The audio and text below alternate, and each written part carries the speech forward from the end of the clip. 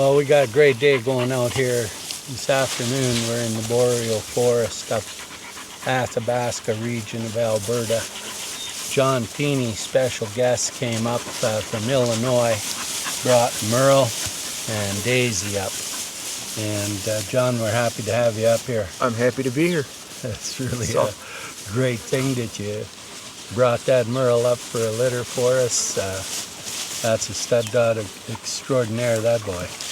He's got good genetics. You set him up right, and it'll be fun seeing the pups out of him. Yeah. Generations to come. We're going to hook Merle up with Varja. Varja is one of our old lines, and Merle is a Jaeger Silver Nova pup, and Nessa is here with a litter. Nessa's full sibling to Merle. And John, you also brought the rock star Daisy with you. She's running around over there. Yeah, I brought Daisy. Daisy's the daughter of Silver Nessa, and Carew. Carew's the father, and Daisy's a hunting dog extraordinaire. Just a lot of fun. She's about 2.5. She keeps Merle on his toes, and she's enjoying the beautiful Alberta backcountry. And she's a pretty big girl. She's big. She was. I had him at the Vaeda a couple weeks ago, and she's about between 53 and 55 pounds. Good day or bad, and she's big female. Big female. And she got excellent off-leash skills. We've been hiking all day with her, and she's just phenomenal. We're out here in the middle of no man's land, and she's just around. Merle, of course, is locked onto you so hard. He's just a rock star. Merle locked on my foot when he was 8 weeks old. When I met him out at Grand Forks, when he was starting his Desna program, he sat on my foot, and since then, he's been on my foot ever since. Yeah. He's locked right in. You've done a wonderful job with him, there's no doubt about it. He's about 64 pounds. About 64 pounds, and he's solid. He's built to work. He can go all day. He can pull me down the street, and he's proven it many times.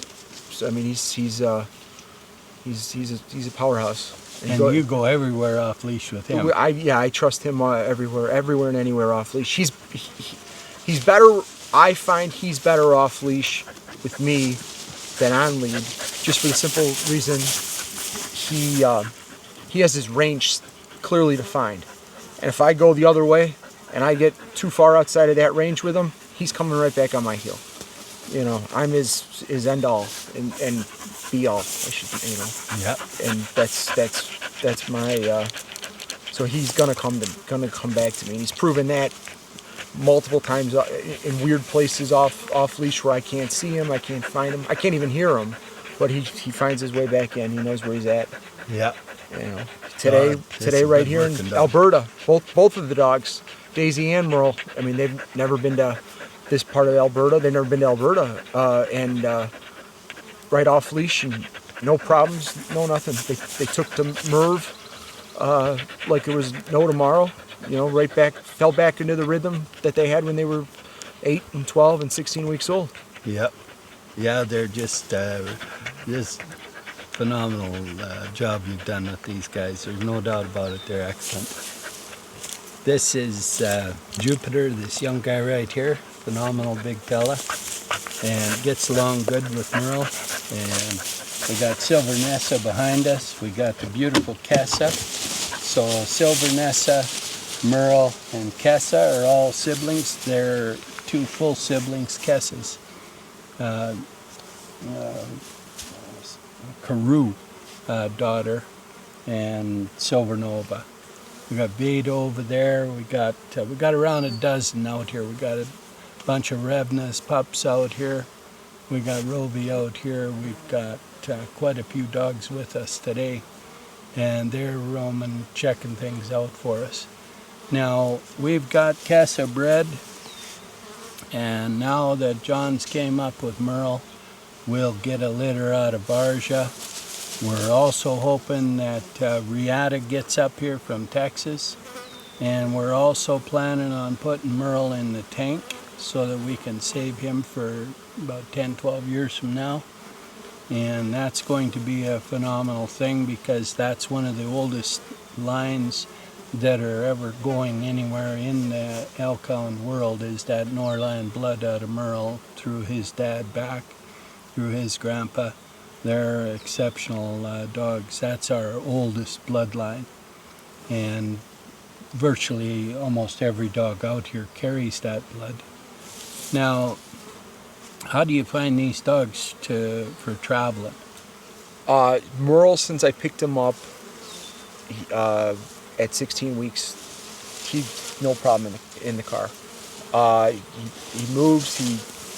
I could take him anywhere, and I've crossed the country with Merle now. I think this is the 5th time, long distance, and never have any issues. Daisy isn't as good as Merle, but Merle's a rock star. But Daisy likes the destination when she gets there. But there's no sickness, there's no motion sickness or vomiting.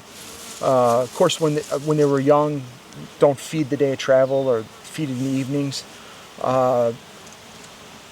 Older, like I could feed Merle in the morning and he's fine. He goes to sleep. Daisy looks out the window. But they're wonderful dogs. They're easy, and they adapt. Yeah, they adapt. They're adaptable dogs. No, you know? They're a good set.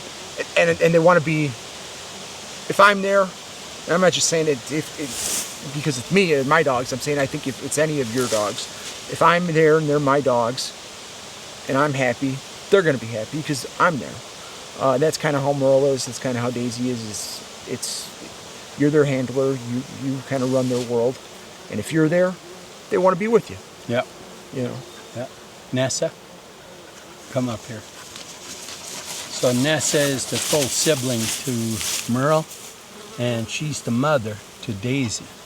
And Nessa has a litter of pups on the ground right now, 4 weeks old, and they are full siblings to Daisy because we used Karoo, the second litter here. So what we have is that exact same bloodline that's running in Daisy, right in those pups that Silver Nessa has.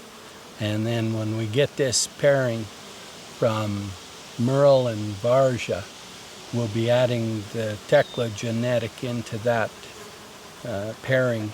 So all of the extremely good dogs are in that pairing. That will be a phenomenal litter coming out of Merle, and that's Jaeger and Silver Nova and Tekla and Karoo's already in there. You got Camp in there. You got Bram in there. Dakota. You got Dakota's in there. You got all our extremely high-end off-leash dogs are in that combination, and it's going to be a wonderful litter. So I'm really happy that you came up on that. Oh, absolutely. Yeah.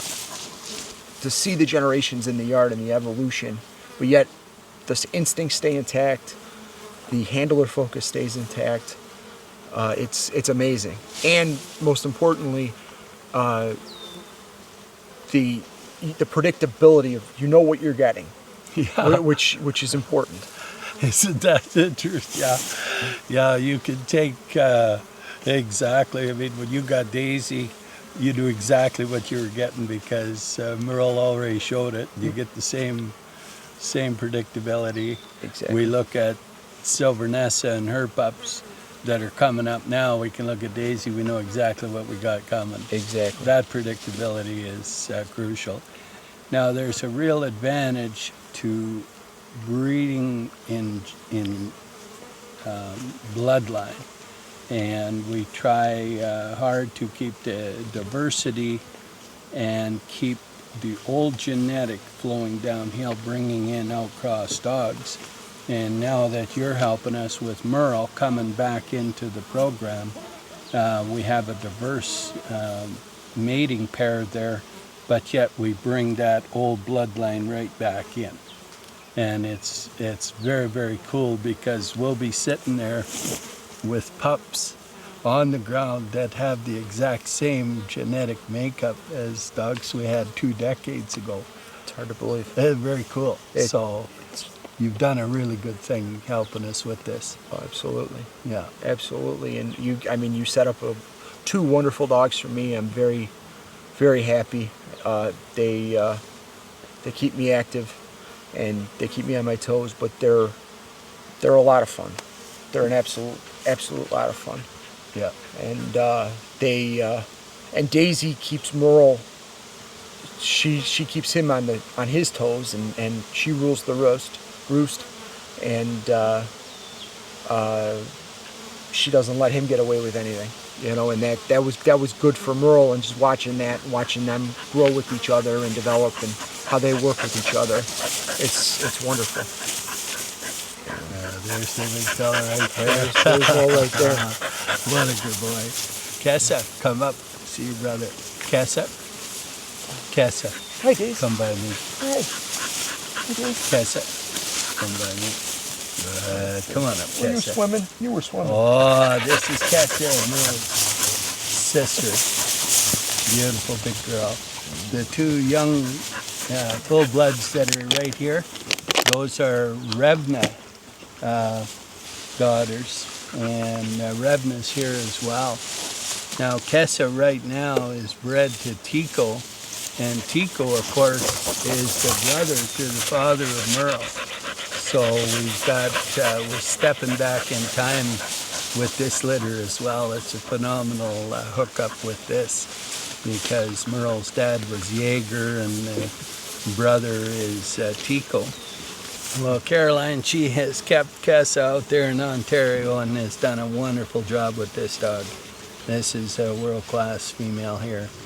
And that genetic that's coming out of Merle there, boy, that's going to be something fantastic. Wow.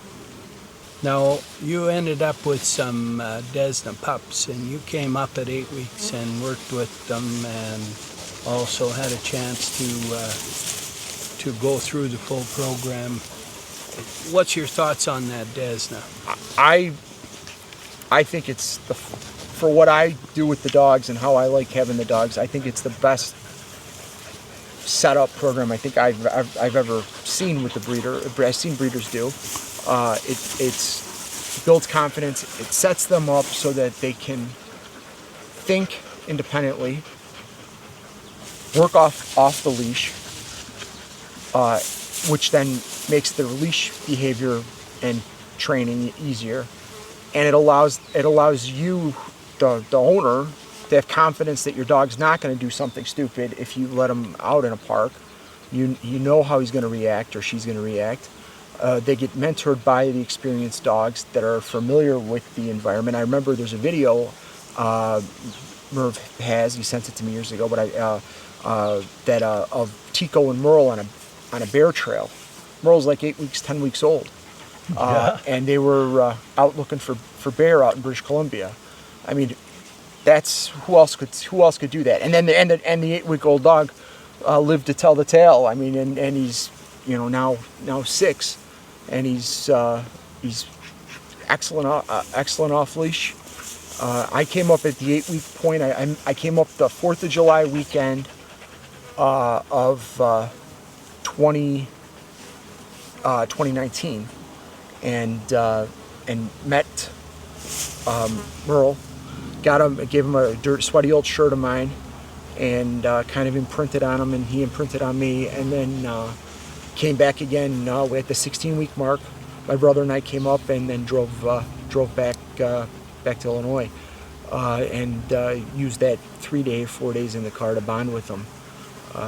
And I personally think that coming up, having him go through that extra training, matured him, got him life skills. Where I'll give you an example just for here. He went through it. A couple years later, Merle and I came back out to see Merv in in May of 22, and he picked up with Nessa like they were just met for coffee 2 days earlier.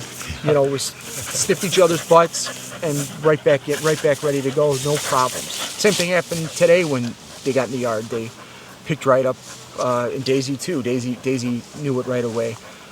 You know, it's just gets the socialization out of the way and lets them grow. It's an excellent program. It's well worth it. And if you have the time and you want it, you should put your dogs through it. No, that's great insight on that. Thank you, John. What would you tell somebody that hasn't got a lot of intel on Elkhound from your standpoint? You've got 2 of them now. You've had them for quite a few years. You use them in a wide range of settings. You're in the cities. You're traveling across the country. What do you find about the versatility for, say, a brand new person looking at an Elkhound? They're a sturdy dog. They're a hardy dog. They're not gonna go nuts when you bring them outside and it's January and you're living in the Midwest or the West or the Northeast where you have snow and you have cold, and you can have fun with them. In the same token, hot days, summertime, you find yourself like we're in some shady area and you can have fun with them. My 2 in particular, I'll just give you examples. I've had them in downtown Chicago. I've had them. I've had Daisy and walked into Home Depot with me multiple times, and then 2 days later we're in Wisconsin, out of state forest, working off leash, and it's the same dog, it's the same reliability, it's the same training. Oh, come here. And you're gonna love it. Elkhounds, the one thing you will know, they're vocal dogs. They will tell you when they're unhappy or if they're happy. They're social dogs. They, like I said earlier, Merl sat on my foot at 8 weeks, and he's 6 years old and he's still sitting on my foot. Daisy has her own little stuff where she comes over and checks in, like she kind of like how she just did. And that's you're gonna get that, and it's predictable and it's important. They want to be with their handler, and they like their people. They're family dogs or person dogs if they have their person, and they'd rather be with you than not be with you. Yeah, right on. No, that's exactly. Jupiter's a young stud, and so he just keeps an eye on Merle. That's his job, and he's kind of like the resident big shot around here, so he likes to just keep an eye on Merle.